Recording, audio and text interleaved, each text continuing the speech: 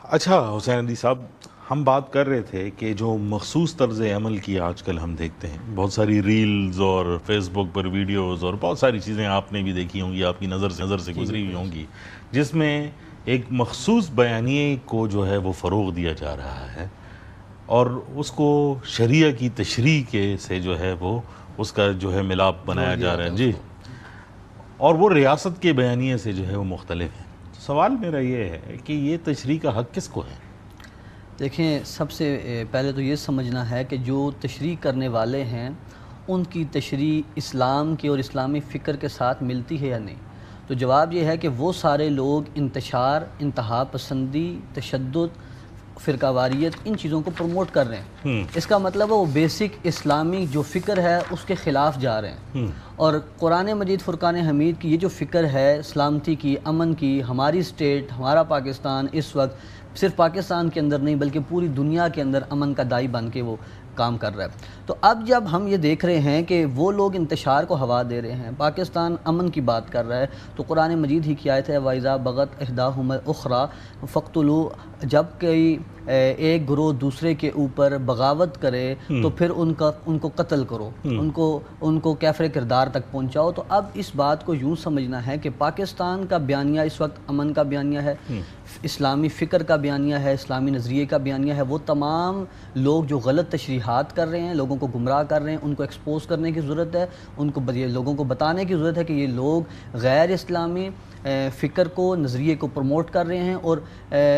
یہ وہی لوگ ہیں جن کے بارے میں قرآن نے کہا فَتُؤْمِنُونَ بِبَعْضِ الْكِتَابِ وَتَكْفُرُونَ بِبَعْضٍ، آدھی قرآن کو مانتے ہو آدھوں کو نہیں مانتے، اور چھوٹے چھوٹے چند روپیوں کے خاطر اپنے ملک، اپنے پاکستان کے خلاف بیان دے دینا، بات کر دینا۔ اور میں آپ کو بتاؤں یہ وہی لوگ ہیں، کلیئرلی آپ کو کہہ رہا ہوں، صرف جو انڈین پراکسیز کے طور پہ کام کر رہے ہیں، وگرنہ کوئی ذی شعور عالم دین نہیں ہے، کوئی استاد نہیں ہے، کوئی ایسا آدمی نہیں ہے جو غلط تشریح کرے۔ اب دوسری بات ہے کہ تشریح کرنے کا اختیار کس کو ہے، تو اس کا جواب یہ ہے کہ جب آپ کو یہ سمجھ آ رہی ہے کہ پاکستان اس وقت ایک اسلامی ریاست ہے، الحمدللہ ہمارا آئین، ہمارا دستور، ہماری فوج، ہمارے ادارے، وہ سارے جو کام کر رہے ہیں وہ اسلام کے لیے اور مسلمانوں کے لیے کام کر رہے ہیں، تو پھر پاکستان کے بیانیے کے خلاف کسی بندے کو کوئی بیانیہ بنانے کی بالکل اجازت نہیں ہے، اور قرآنی تعلیمات کی روشنی میں ہمیں یہ بات سمجھنی ہے کہ کوئی کسی کو اجازت نہیں ہے۔ اور اگر کوئی بندہ ایسی بات کرتا ہے، فتنہ پھیلاتا ہے، تو قرآن کی آیت الفتنۃ اشد من القتل، فتنہ قتل سے بھی زیادہ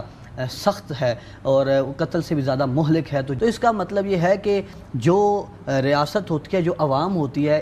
ایز اے ہول، اس پورے کا جو لوگوں کو سیف کرنا، سیکیور کرنا، پروٹیکٹ کرنا، وہ ریاست کی ذمہ داری ہے، اور کوئی 2000-4000 بندے اگر وہ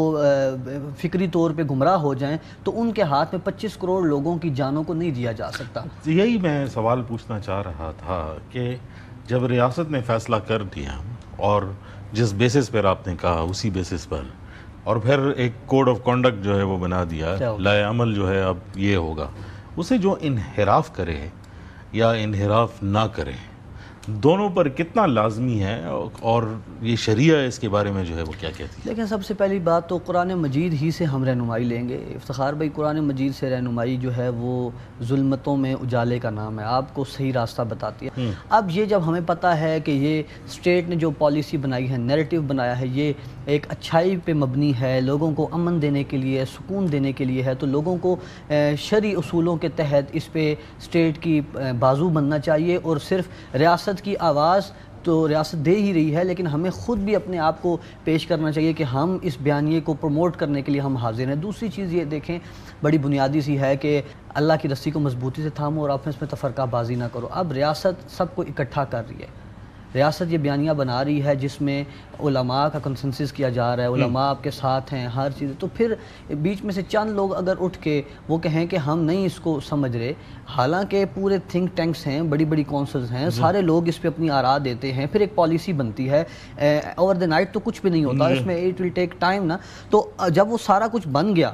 اور اس کے بعد پالیسی بن گئی، اب اسٹیٹ کہہ رہی ہے اس کو امپلیمنٹ کریں، اس کو ٹو کریں، تو پھر کسی بھی آدمی کے پاس کوئی رائٹ نہیں ہے، کوئی رائٹ نہیں ہے کہ وہ اس وقت اسٹیٹ کی پالیسی کو فالو نہ کرے۔ یہ بغاوت کے زمرے میں آتا ہے، یہ اسٹیٹ کے ساتھ کی پالیسی کا انحراف کرنا جو ہے وہ اس وقت قرآنی جو ہے تعلیمات ان کی صورت میں بھی گناہ ہے، یہ نہیں کرنا۔ ہم نے جو اسٹیٹ جب کہے کہ یہ پالیسی ہے مسلمانوں کے انٹرسٹ میں، پبلک انٹرسٹ میں ہے، تو پھر ہم نے اس کو لے کے چلنا ہے۔ کیا رسول اللہ صلی اللہ علیہ وسلم کے جو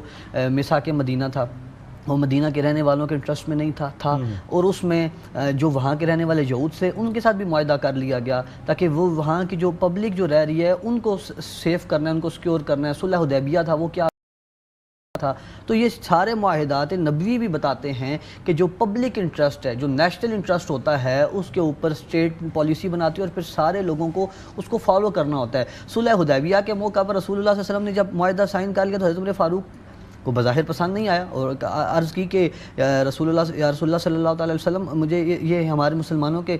خلاف جو ہے بظاہر تو معلوم ہوتا ہے۔ تو رسول اللہ صلی اللہ علیہ وسلم نے فرمایا کہ نہیں، جو مجھے پتہ ہے وہ تم نہیں جانتے۔ اب پالیسی حضور کی اپنی بنائی ہوئی تھی اور حضرت عمر فاروق سے زیادہ محبت کرنے والا بھی کوئی نہیں تھا، ہمارے ایمان تو کچھ بھی نہیں ہے۔ تو اگر حضرت عمر فاروق جیسا آدمی بھی وہ حضور صلی اللہ علیہ وسلم ان کی اطاعت میں ہے اور حضور اس کی حکمت بھی نہیں بتا رہے، تو آج کے ہر آدمی کو بھی یہ سمجھنا چاہیے کہ ہر چیز کی حکمت گورنمنٹ بتائے یہ ضروری نہیں ہے، ہمیں چاہیے کہ ہم اس کو فالو کریں، جب وہ پبلک انٹرسٹ میں، جب وہ نیشنل انٹرسٹ میں۔